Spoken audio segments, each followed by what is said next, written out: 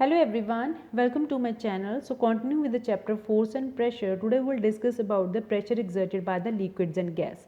So I would like to tell you that the pressure exerted by liquids we have already discussed in the form of activities, that is activity 1.8, 9 and 10. So today basically we will be doing pressure exerted by the gases. तो in the last activities हमें ये पता चला कि जो pressure है वो liquid द्वारा भी एक्सर्ट किया जाता है. Now do gases also exert pressure, क्या गैसेज भी एक्सर्ट करती हैं pressure? Do they also exert pressure on the walls of the container, क्या वो जो कंटेनर का वॉल है उसके ऊपर भी अपनी फोर्स लगाती हैं? Now in this green box I have seen fountains of water coming out of the liquid joints और holes in the pipes supplying water. It is not due to the pressure exerted by the wall on the walls. Is it not due to the pressure exerted by the water on the walls of the pipe? Definitely. आपने देखा होगा कि जो है कई बार जो है जो पाइप्स होती हैं वहाँ से जो लीकी जॉइंट होते हैं वहाँ से पानी निकल के आता है. So this is because the जो प्रेशर है that is exerted by water on the walls of the pipe, जिसकी वजह से जो है प्रेशर बाहर आ जाता है. When you inflate a balloon, जैसे आप बैलून फैलाते हो, why do you have to close its mouth? तो हमें उसका माउथ एकदम से बंद क्यों करना पड़ता है? What happens when you open the mouth of an inflated balloon? तो क्या होता है जब उसका माउथ खोल देते हो तो वो एकदम से पिचक जाता है. Suppose you have a balloon which has hole, तो आप मान लो कि आपके पास एक ऐसा बलून है जिसमें होल्स हैं. Would you be able to inflate it? क्या आप उसको फैला पाओगे? If not, why? क्योंकि जो है वो उसमें जो है एयर टिकेगी नहीं.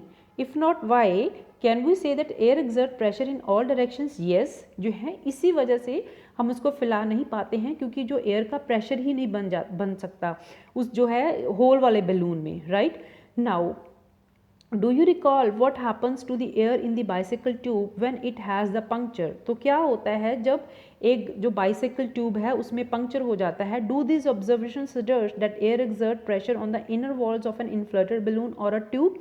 बिल्कुल सही. क्या होता है कि जैसे आपके पास ये बैलून है, सपोजिटली इसमें होल है, तो जैसे ही आप इसमें जो है हवा एयर डालने की कोशिश करोगे it will exit from this, so it will not create any pressure on the wall.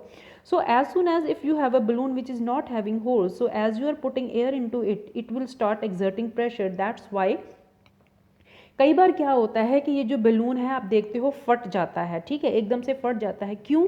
क्योंकि ये जो एयर है प्रेशर है एक्सर्ट करती है उसकी बैलून की वॉल पे ऊपर.